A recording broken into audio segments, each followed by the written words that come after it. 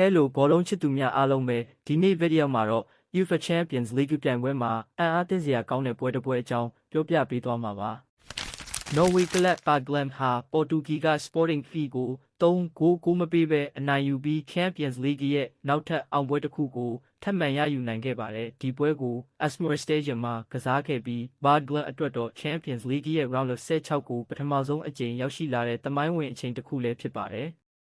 ဒီအသင်းဟာအရင်အဆင့်မှာမနစ်က finalist ဖြစ်တဲ့ Inter Milan ကိုထုတ်ပယ်ပြီးဒီအဆင့်ကိုတက်လာခဲ့တာပါအခြားဘက်မှာတော့ Sporting ဟာနှစ်ပေါင်း43နှစ်အတွင်းပထမဆုံးအကြိမ် European Cup Quarter Final ကိုတက်ရောက်နိုင်ဖို့ကြိုးစားနေတဲ့အသင်းဖြစ်ပါတယ်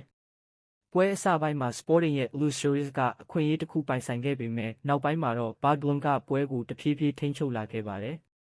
32မိနစ်မှာတော့ပွဲရဲ့ပထမဂိုးကို Bodø/Glimt ကရရှိခဲ့ပါတယ် Sporting ရဲ့ Georgios Vegiannidis က penalty box ထဲမှာ Sandro Brandstedtveld ကိုတွန်းချလိုက်တဲ့အတွက် penalty ပေးခဲ့ရပါတယ်ဘက်ကတော့အဲ့ဒီ penalty ကိုယုံကြည်မှုအပြည့်နဲ့ကန်သွင်းပြီး goalkeeper Rui Silva ကိုမှားယွင်းတဲ့ဘက်ကိုလှည့်စေကာဂိုးသွင်းယူခဲ့ပါတယ်ပထမပိုင်းမပြီးခင်မှာပဲ Old Didrik Blomberg ကနောက်ထပ်ဂိုးတစ်ဂိုးထပ်မံသွင်းယူပြီး Bodø/Glimt ကို2-9 မပေးနဲ့ဦးဆောင်စေခဲ့ပါတယ်ဒုတိယပိုင်းမှာတော့ Sporting ကပြန်လည်တိုက်ခိုက်ဖို့ကြိုးစားခဲ့ပါတယ်။ Corner ကနေအခွင့်အရေးတစ်ခုရခဲ့ပေမဲ့ Luis Suarez ကနောက်တိုင်မှာဘောလုံးကိုမထိနိုင်ခဲ့တဲ့အတွက်ဂိုးမရခဲ့ပါဘူး။နောက်ပိုင်းမှာတော့ Kasper က Jens Petter Hauge ရဲ့ cross ကိုအကောင်းဆုံးအသုံးချပြီးတတိယဂိုးကိုထပ်မံသွင်းယူခဲ့ပါတယ်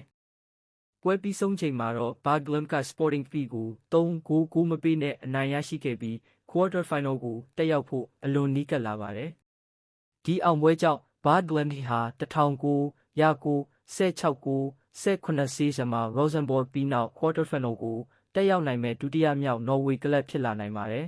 ။ Sporting အတွက်တော့အဝေးကွင်းပွဲတွေမှာအနိုင်မရတဲ့မှတ်တမ်းကဆက်လက်တိုးလာပြီး Quarter Final တက်ရောက်ဖို့မျှော်လင့်ချက်ကအလွန်ခက်ခဲနေပြီဖြစ်ပါတယ်။ဒါဆိုရင် Bodø/Glimt ဟာဒီအောင်ပွဲကိုဆက်လက်ထိန်းထားပြီး Quarter Final ကိုတက်နိုင်မလားဆိုတာနောက်တစ်ကြိမ်ပွဲမှာစောင့်ကြည့်ရမှာပါ။